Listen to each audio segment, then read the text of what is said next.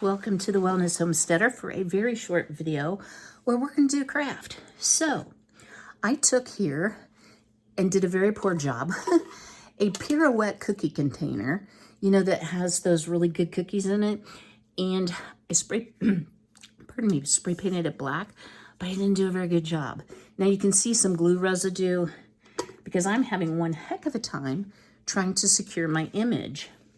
So I tried some Elmer's glue stick. I think the thickness of the cardstock. This is a cardstock, and it's actually part of a garland, y'all. And I know it has the little holes. We're going to cut those off. But this is a garland that I used to use. I'm kind of tired of it. And I think one of the things that can really save us money is repurposing some of our craft supplies.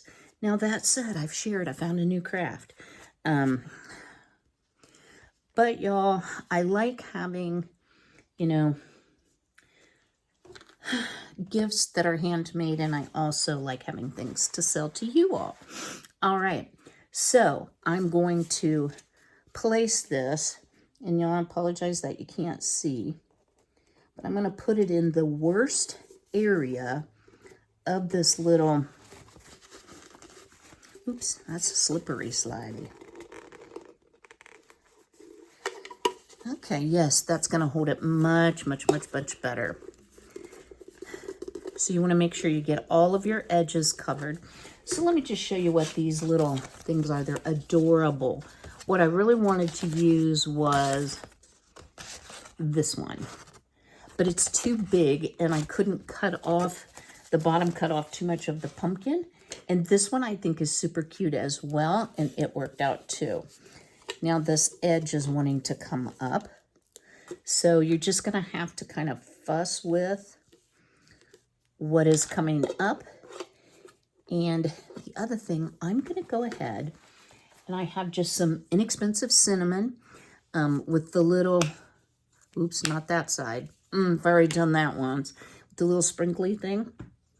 If you take your Mod Podge and you paint it on your can in various spots, like maybe the spots that are super uneven or where rust would normally occur, this is going to look very vintagey. Is that a word, vintagey? It's going to look very aged.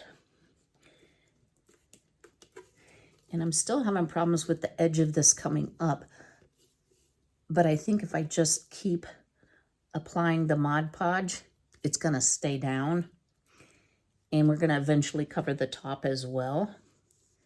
So I think it'll be all right. It's starting to stick better in some places than others. All right, let me get this cinnamon sprinkled on. I'll bring it back. So I've put lots of cinnamon on. Now before we Mod Podge it down, if you have a chip brush or just, you know, a nice big brush, to go ahead and take off the excess and make sure you like what you have.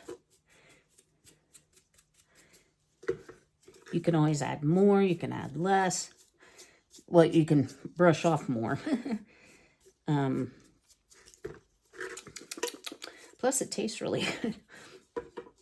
And I also did the lid and parts of the sides of the lid. Now there's a little bit of wet glue right there, or wet Mod Podge. I'm just going to let that dry. So there you have the rusty look. And for the top of this, I'm going to put a pumpkin as kind of like the holder to open it up. So yeah, I'm happy with that look. But let's go ahead and start Mod Podging down our layer of cinnamon. And I am using the matte Mod Podge because I don't want it to look shiny and modern. I want it to look old and distressed. So let me get this paint. So I took some Spanish moss, hot glued it to the lid, used the pumpkin kind of for the lid holder. I took Tim Holtz Distress Oxide in Black Soot. I kind of dirtied up our little picture. Now you may notice there's some white here. That is just Mod Podge that I applied too thickly. You can see our rust under the lid. I really think this came out very neat, but I'm going to add two, and that's part of crafting. So I have this roll of kind of strange jute and leaf ribbon that I'm going to put around the top here. So I have a little makeup applicator, I guess. I've never used it for that, but it is from Dollar Tree, and it's what a lot of people use to protect their fingers. So I will say using a heat gun definitely, ooh, that's going to take a lot of glue, definitely speeds up things, which is really nice. You know, it's kind of like watching paint dry when you have to watch glue dry. Okay, here we go. That's what I'm talking about. Now, the way I'm making this one, I'm not terribly worried about getting the lid off because I personally don't intend to store anything in here. So, nice thick bead of glue. I hope this sticks. I think it will. It may just take a little bit. Try to keep the leaves from folding in. Yeah, so let me fuss with this. I'm going to put a layer at the top, a layer at the bottom, something to cover up our little holes, and then we'll have another craft finish. How adorbs is this? Super pleased with how this came out.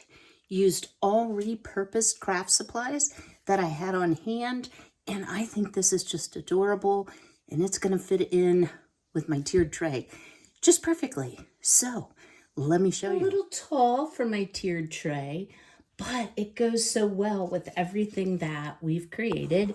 And if you want to know how I created these shelf sitters, stay tuned for tomorrow's video, which is uploaded and ready for your viewing. Don't forget to smash that like button on the way out.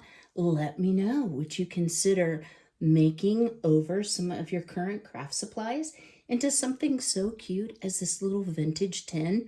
I sure hope so. And until I see you tomorrow, be healthy, be well, be blessed, and take care.